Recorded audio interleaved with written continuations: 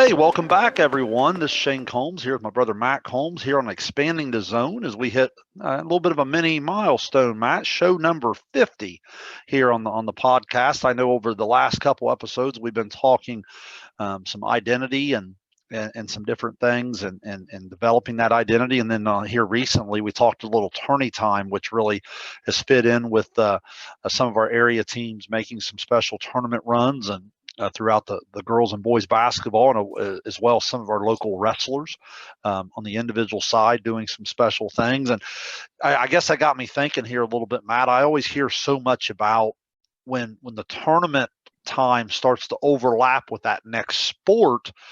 You start to get into sharing the athletes, and the one coach is waiting on the athletes and so forth. So I just thought that made sense to go with a show maybe titled Patience Please. A little bit of sharing the multi-sport athlete. And as always here on Expanding the Zone, we thank Dr. Chris Good Health Chiropractic Center, for all his support. And check us out on YouTube or out there on the podcast, wherever you get your podcast. We're pretty much out there everywhere. But Matt, I guess I would ask you, I guess your biggest experience here would be more of waiting on the fall athlete to start a basketball season. I've had plenty of experience over the last 28 years, waiting on the fall athlete in basketball, but then waiting on the winter athlete in spring. I just wanted to kind of get an opening remark from you, just your thoughts on. Now, I know we've talked about sharing athletes on Expanding the Zone, but this particular show, we're going to get just a little bit more specific in terms of some of the challenges maybe that a coach might face. Yeah, look, there are challenges with it, right? It depending on the size of your school and how many athletes you share. And, are you talking about one or two kids? Are you talking about almost the majority of your team? And there are challenges with it. I do honestly think there are benefits as well, though.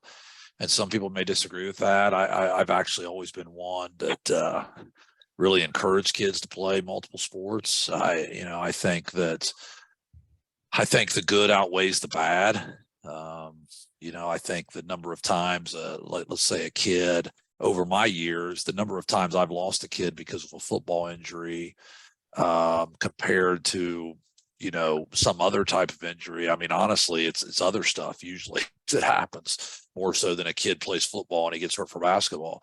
To me, I think there's a lot of good with kids being multi-sport athletes, being involved in a lot of different things. So yeah, are there challenges? Yeah, but I think there's also the benefits to it. But I know we're going to discuss maybe a few of the challenges today, but I do think there's some benefits as well. Well, actually, the one thing we always talk about on here is we don't do a lot of show prep. We want to just kind of flow with it naturally and so forth. We always have our notes and we see where it goes. And because you mentioned that, I think I'll start with the benefit side because, I agree with you. Matt, sometimes I've had athletes in the past where they think maybe what their baseball coach wants to hear is, hey, coach, I'm going to take the winter off and I'm going to hit all winter, or I'm going to lift and I'll see kids go and I've had some kids. I had a particular kid come to my mind that was kind of an overachiever as a junior, if I'm being quite honest. He hit about 412. Probably wasn't that talented, but really, really worked hard. And, he was a kid that probably on the basketball team wasn't going to get a lot of playing time. So he kind of decided, not with any negative attitude at all. I think he had every positive intention in mind.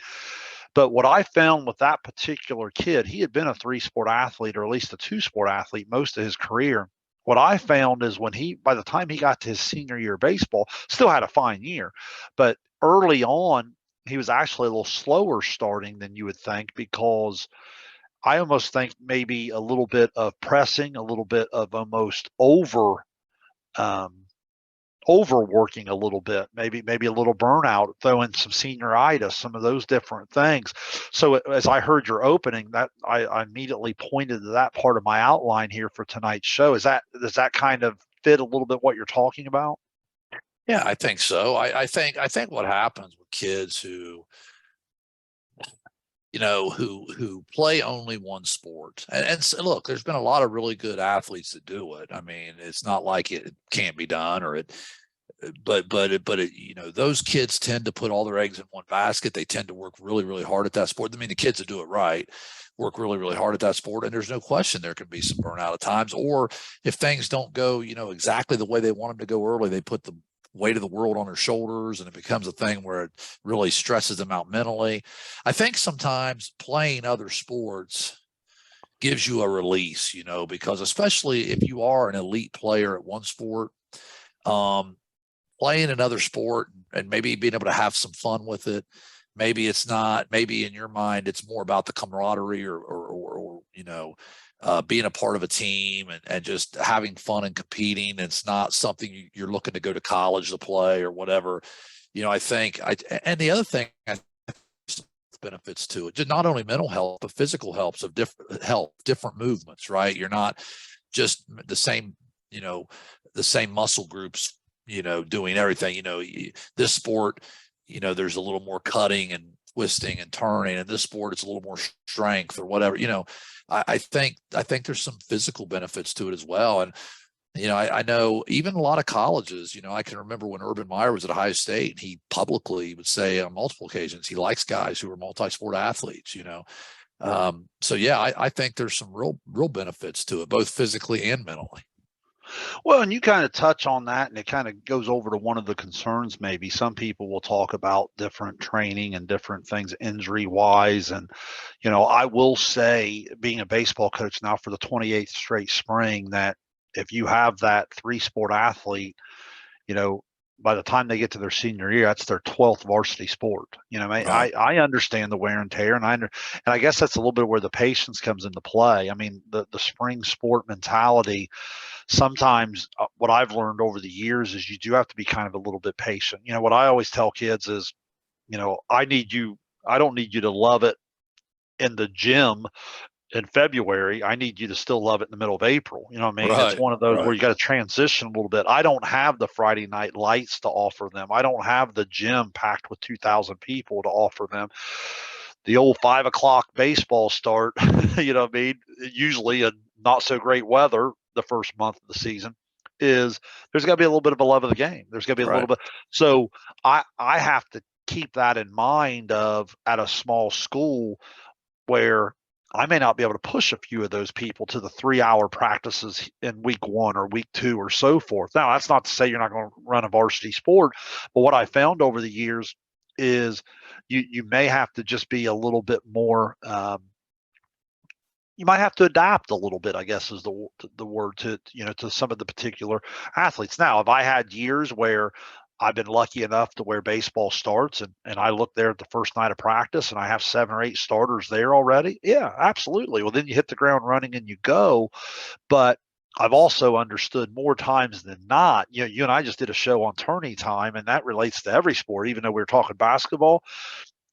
What we say? What we almost start? We both kind of, in our own words, started the show with, "Yeah, you got to have some talent." You know Yeah. what I mean? So, like, it's one of those things where, at a small school, I want to support their success in all things. And then if I'm going to be a little bit selfish, hey, I'd like to have as many athletes out as I can possibly get. And I think you have to adjust a little bit of that. What were some of your experiences looking back on all your years of coaching on the kid who you knew was maybe a football player first that you were waiting on, or maybe even that was a track kid or a spring coach that late in the year you knew that might be needing to get a little bit of that workout in as well? Well, I think it comes down two things as a coach. You have to be you have to be willing to do what's best for that kid. Okay. I mean, we all care about our sport, but we also have to care about the kid. But I think you have to be creative. I think there has to be a level of creativity. And I think sometimes as coaches, we get a little stuck in our ways, we get a little stubborn. I think that's something that I always tried to guard against. I never wanted to become the old, uh, I guess stiff necked, bullheaded coach, stubborn. I suppose I became the old coach, but I didn't want to be the stubborn coach to go along with it.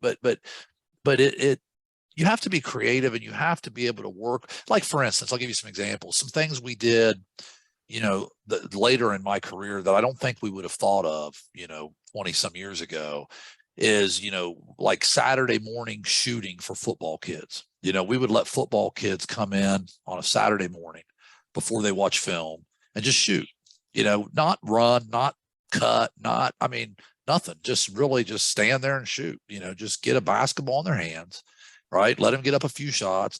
It became a little bit of also a great way for me to visit with them, right? How'd last oh yeah, so you're developing those relationships, or strengthening those relationships, because sometimes what I was finding is I won't even see the kid all fall, like I'd lose touch with him because he was so busy doing what he was doing, right? And I was so busy doing what I was doing.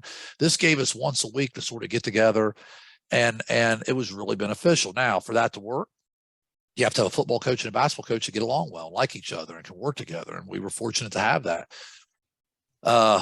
at Vinton County. But then vice versa, if you're going to do that, I think you have to do that for kids in your sport. You mentioned spring sport guys. I had kids that I encouraged on a Sunday afternoon. Hey, why don't you go to our old high school and throw today? Don't be afraid to get in there and take a couple swings in the batting cage, throw the baseball around a little bit. Look, if they're going to get hurt swinging a bat or a baseball, then it's just not my day. I'm not going to sit around and be that nervous about that. I wanted those kids because I had some kids that was the better sport for them, but I also had some kids that I thought it was just good for them. I think sometimes as your season wears on, if you're not careful, the pressure and the stress and just the I guess the same old of a regular season, it'll take a toll on you. And I think it's okay to tell your players, hey, go throw a baseball today. Go shoot, if you're a football kid, go shoot a basketball today.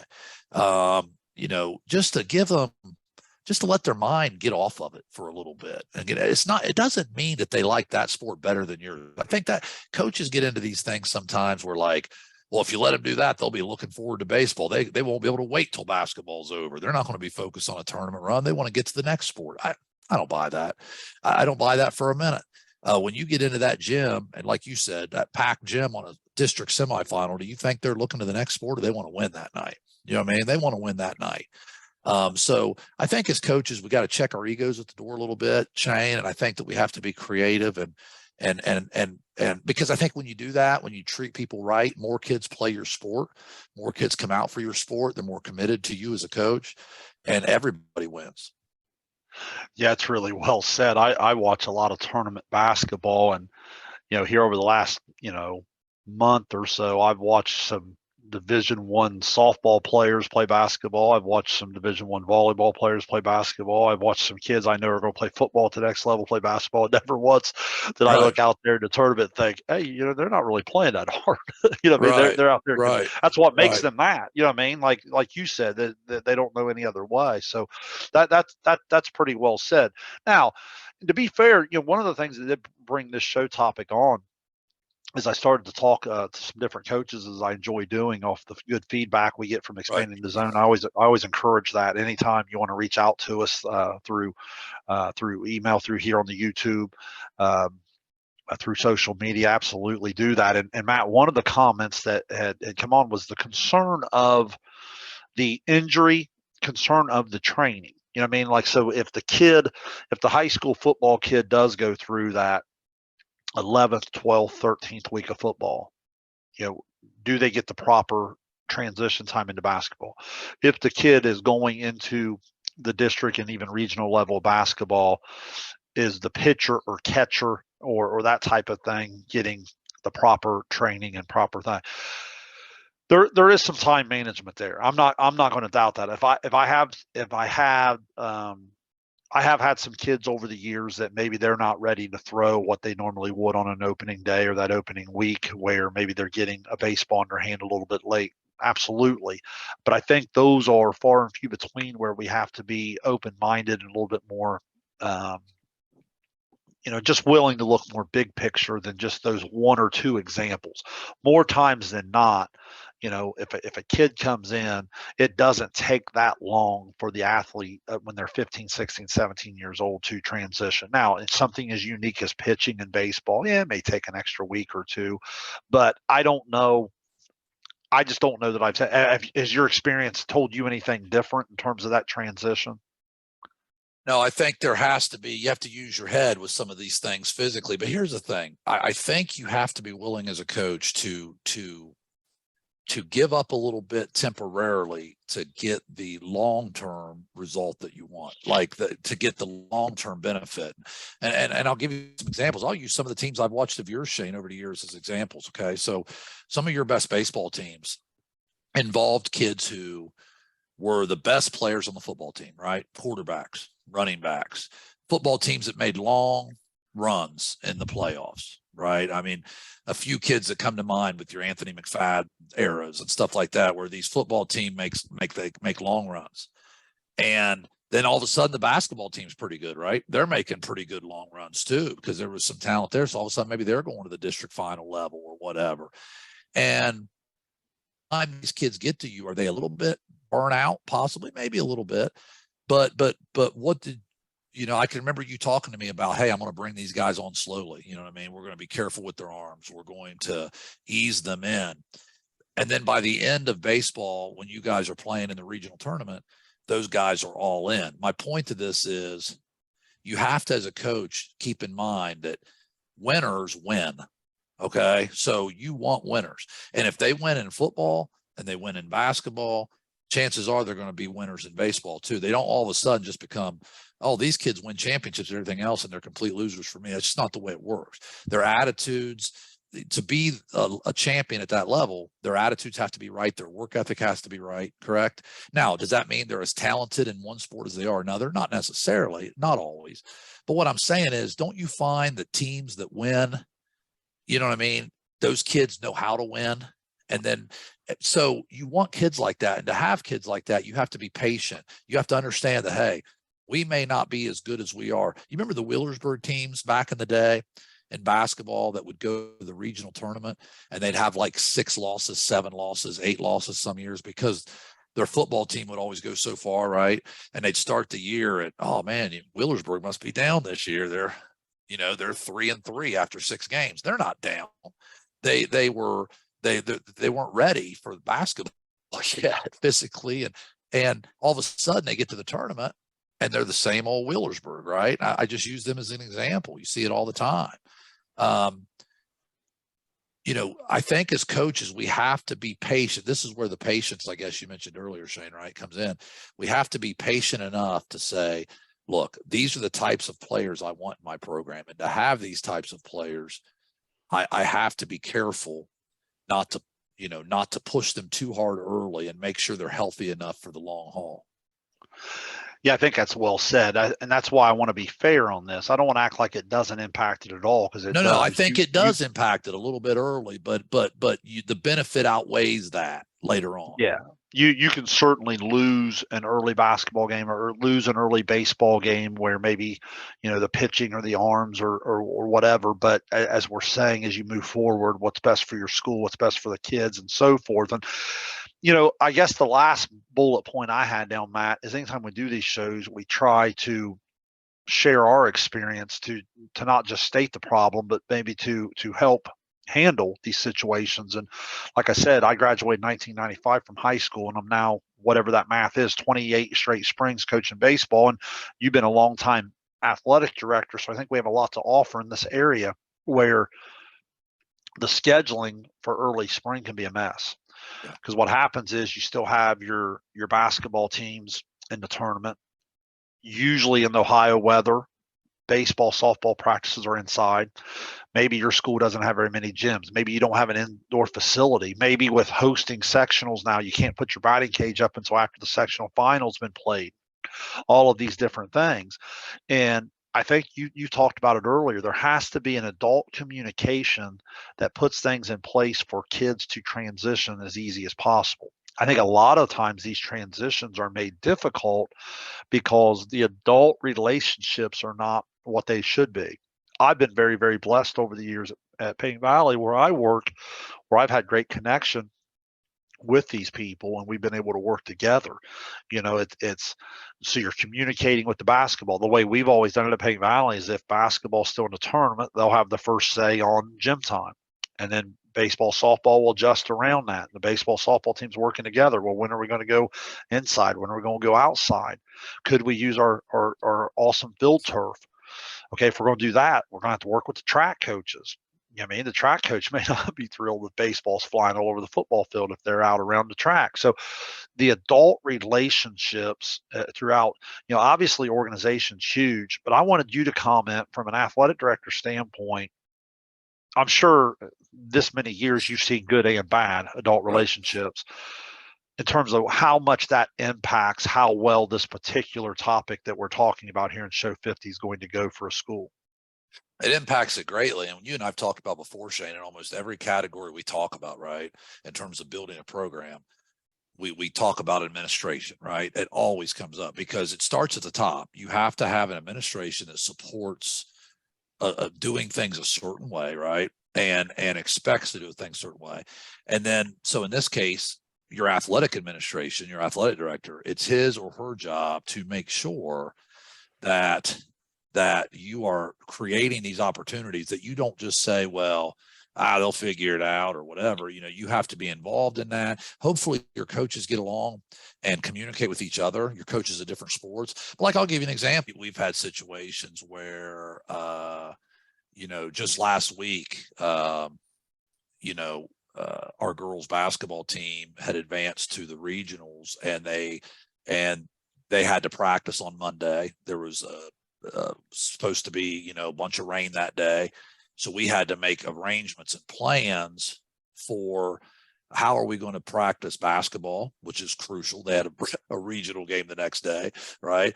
We're going to be able to get our baseball, softball teams in the gym. Our track team wants some indoor time, right? Because it's raining. You know that, right? If the weather's nice, you guys all go outside. Everybody's letting the good times roll. But when the weather's bad, then you've got to get creative. And as an AD, it's my job to get involved there and try to. And I spent part of the weekend on the phone with coaches. Hey, what are you going to do tomorrow? What's your thoughts? Can we do this? Can I push you back an hour and allow this team to slide in? You know what I mean? Is there something else we can do? Can we use our elementary school? Can we, whatever the case is, you're trying to make arrangements, because I think, Shayne, ultimately you're trying to do right as an entire athletic program. But my point to all this is, I think if you have administration that is involved and helping coaches through this, and you have coaches that get along and they're in it for the kids and they're trying to help everybody's situation, good things can happen. But we don't live in a fairy tale world either. And you and I both know there are schools that don't, that have situations where people don't get along. They don't have good relationships. They start pulling kids different directions.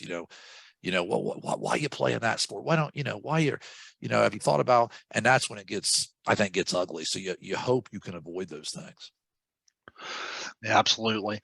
Well, Matt, as we move on to the closing remarks, I guess I always try to summarize the show. And for me, I look at it from a standpoint of the adult relationships being so important, how a school hires being so important. I mean, when you have coaches that love their school and not just their program, a lot of these things fall into place a lot better than in other situations.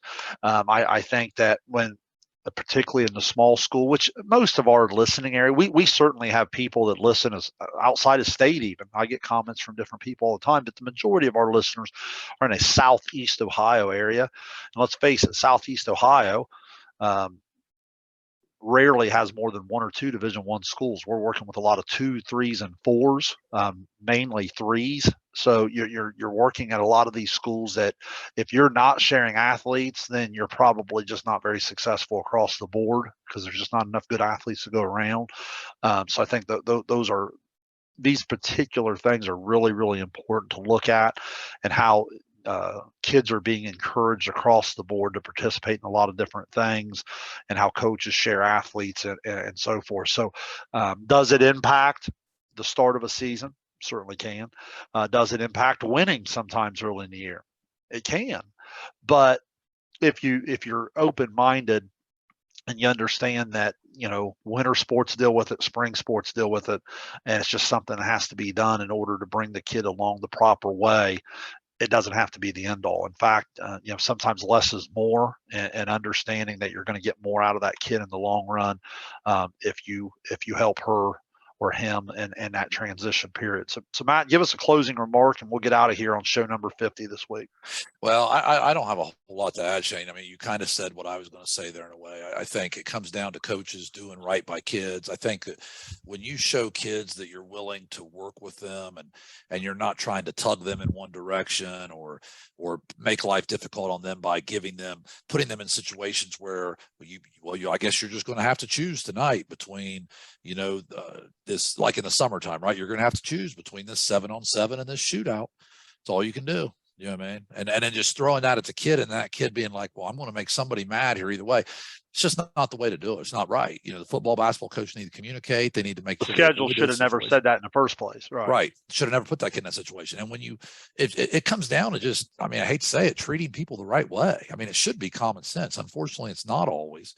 But I think when you do that, and you share your athletes, the benefits far outweigh the losses. The benefits of your success long term far outweigh maybe a slow start the first week of your season, right? And I think that it's just, in a day and age where participation numbers are down, we can't afford to do it any other way, truthfully. Well said. Well, hey, real quick on the YouTube, we've hit show number 50, or there on the podcast app. If you're new to Expanding the Zone, I think the one unique thing about our particular show is that, yeah, we relate to some time sensitive things where a particular thing might have been coming up, like the Derek Jeter series, or the Michael Jordan Last Dance series. Like when we talk tourney time and so forth. Yes, they relate to certain things going on time-wise, but really the topics are just constant, ongoing coaching, player, program, school building, community building type of topics that I think you would enjoy going back and listening. So if you're new to Expanding the Zone here recently, I would welcome you to go back and check out as many of the first 50 shows that you can. So Matt, it's been a lot of fun. I look forward to starting another 50 with you here soon. But best of luck to all of our area teams or athletes that are out there still trying to compete in the tournament or transitioning into their spring sports. We'll catch up with everybody soon. Thanks, everyone.